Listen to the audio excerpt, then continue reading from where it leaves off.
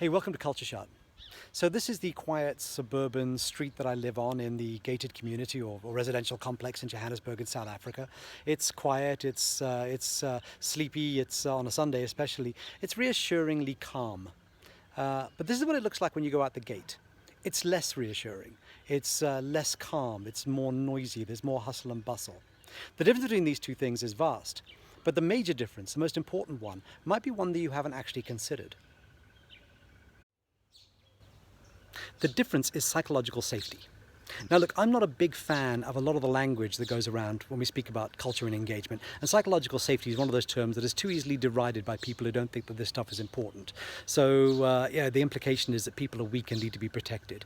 Nothing could be further from the truth, however, and I don't think that's what it actually means. If we go back to the two examples I've just shared, I think something gets highlighted quite easily. Well, maybe you have to be here to know it, but let me just explain it to you. Let me unpack it a little bit.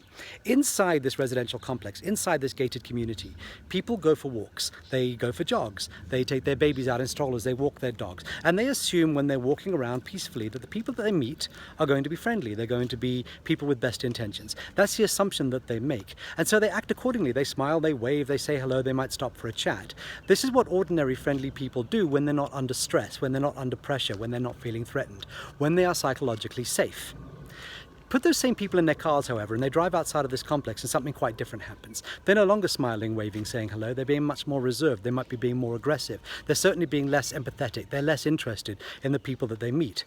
And the difference is the absence of psychological safety. In other words, they're not sure what the reaction would be, and so it's probably just not worth taking the risk. They're better off just not bothering. And that's what happens, I think, a lot of the time we see this play out at work, where there is no psychological safety. We wonder why people don't step up, step out, why they don't speak their minds, why they don't share more, why they don't get more involved, why they don't take more ownership. And the reality is because in their minds, they've already made the assessment that there isn't the sense of psychological safety. It's not there enough for them to feel safe sticking their necks out. And so they don't. And so you miss all of the benefits of those smart people that you've hired, all of those things that they're able to give you, the teamwork, the best ideas, the checks and balances, all of the things that they're able to add disappear because people just don't feel safe. They don't feel psychologically safe. They are people outside the gate, in other words. If you can create the environment where they feel like they are inside of the gate, where when they bump into people or they meet people, or they work with people or sit down with people or have to share with people, that they can assume best intentions, I think you get a very different dynamic. And I think that makes psychological safety an incredibly important thing for us to strive for, an incredibly important thing for us to unpack and spend more time working on. And I think if we can do that, then we might end up having really, really powerful, interesting and